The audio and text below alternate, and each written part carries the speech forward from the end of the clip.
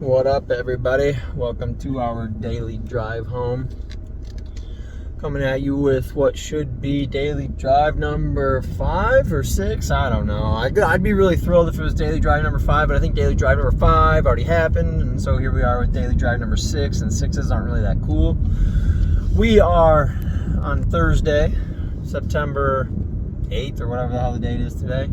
We are now at 2 weeks of no nicotine. So 2 weeks ago today, threw out my nicotine, decided I gotta quit.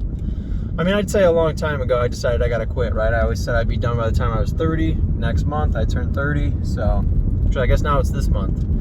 So that's the goal, right? It's to be at least 30 days, like 31 days, whatever it'll be, maybe 32 days sober, with no nicotine on my birthday. For those of you that may not know this, I already, I'm just letting you guys know that I don't drink alcohol. So if you don't drink alcohol and you don't use any nicotine, I feel like you've eliminated 2 of what I'll call the baseline substances that society or the government or the world or whoever you want to blame it on has left out there on the table for most people to become addicted to. So just trying to not be an addict in terms of nicotine or tobacco, trying to also not be an addict on any other substances that most people fall addicted to. I would say that I do have an addictive personality, right? I do really enjoy some things when I get my hand on them for the first time. So being well aware of how you respond to substances is a big part in remaining sober, having a little bit of self-awareness, right? Oh, today's a good day though. It's my Friday, right? So getting out of work at just after 2 o'clock here. Probably put in a little over 7 hours at the facility today. So nothing crazy, not gonna act like I was out there just slaving away all day or anything, but you know, I did what I had to do so that I can get out of here and get home. And you have the right of way, so please turn so that I can turn. Thank you very, very much. I don't know why, just stuff like that instantly gets my road rage going. Like if you've got the right of way and you my turn signal was on. I don't know if you could hear it in the video, but my turn signal's on, and then they come up to the light and they just sit there. They're like, oh, I have the right of way, I'll go. Well, yeah, you better go and get the heck out of my way before I pull you out of your car, because that's what it makes me want to do. You know, yesterday I got asked, what are you gonna do? What are you gonna do, Mason, if one of those people that you're road raging with pulls a gun out? Then shoot me, please. Please do it. Please be the person that shoots me at the gas station so that my family can sue you or whatever, and they can have my life insurance money and everything. I know everybody out there would be like, you don't really want to die, and your kids don't want your life insurance money as much as they want you in their life. Whatever you want to say, I do not care. Because when I'm in that road rage moment, I just flip that person off, and then they follow me to the gas station and pull the gun out. I'm not going to be thinking about how badly my kids want me around for the next 35 years. I'm going to be thinking, shoot me, because if you don't, I'm going to come over there and pound your brain in with that backside of that pistol, you idiot. So that's how I would say I feel. Obviously, get out of my car, get a gun pulled on me. I have no idea how that'll actually go. I've only ever had that situation occur twice, and hopefully it never occurs again, right? Those are the goals. Moving on, what do we want to talk about on the daily drive? You know, what do people want to hear my perspective on, or how can I assist anybody out there in this world with sharing some stories? Maybe you want to know how I went from less than 30 grand a year for my annual wages to over 70. Maybe you want to hear about how I went from selling drugs to not selling drugs, selling enough drugs to make $900 a week or more, to then being in a situation where you just completely walk away from selling any sort of thing that is not legal.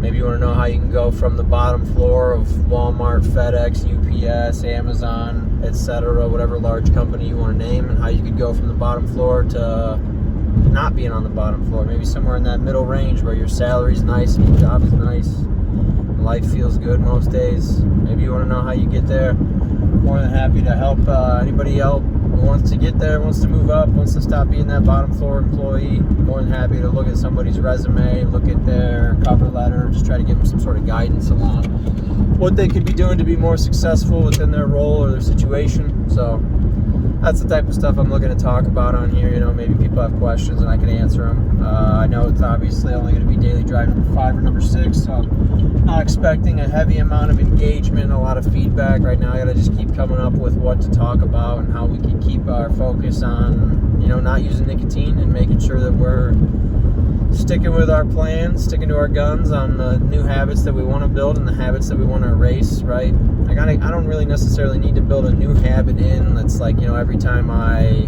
think about nicotine, I'm going to do 5 push-ups, or every time I think about nicotine, I'm going to do a breathing exercise, right? Like I don't have to establish some new great habit. I just have to eliminate the bad habit that I had.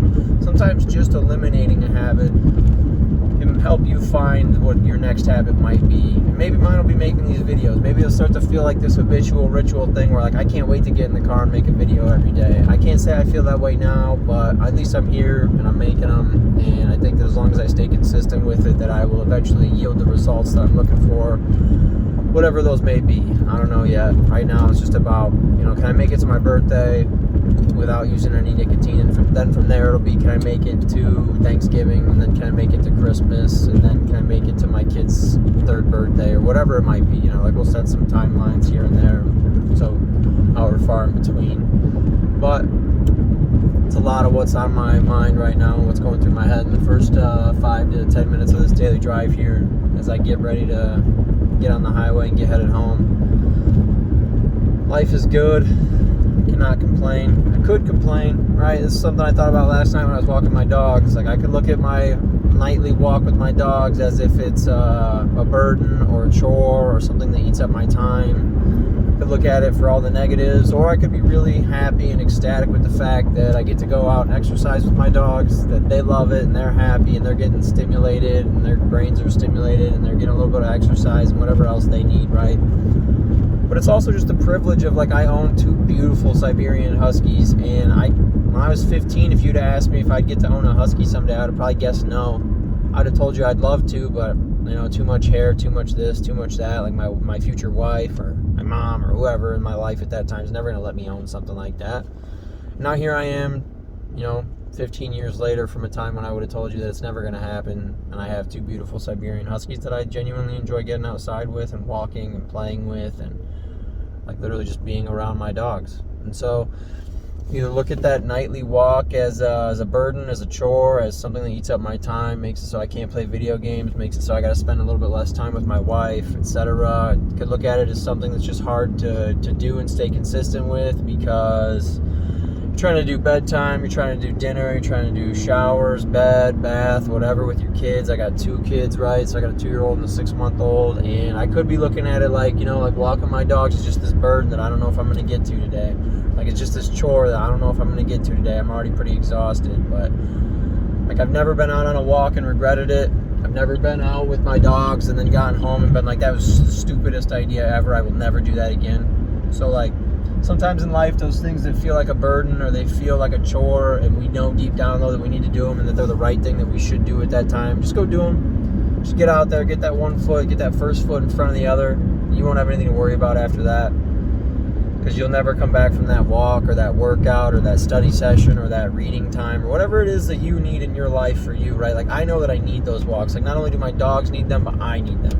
And I know it deep down, and sometimes I don't want to do it. So whatever you have inside of you that you know deep down you need to do and that you can't put off or that you shouldn't put off anymore, like stay on top of it. Just get that first foot out in front of the other. Maybe you need to go to jiu-jitsu practice because you haven't been to the gym in a while. Like, I don't know. Maybe you need to go roll around with people and beat them up. I don't know. I don't know what your thing is. I can't tell you what your thing is, but I can tell you that just get out there and do it. Get involved, engaged in whatever the activity is, and you'll never go home that day and be like, man, I really regret that I went out and did it. I really regret that I put in that workout today. I really regret that I hopped on my bike and rode 5 miles. Like I just don't think that will ever occur. So listen to that voice inside of you. It's telling you the truth. You know it, I know it, and everybody else knows it. So don't lie to yourself. I think that's a big thing, right? Just being honest with yourself, telling the truth. I mean, you could probably lie to other people and get away with it, but I don't think you can lie to yourself. So just my 2 cents on it. Man, nothing makes me more annoyed than this right here. I wonder if I can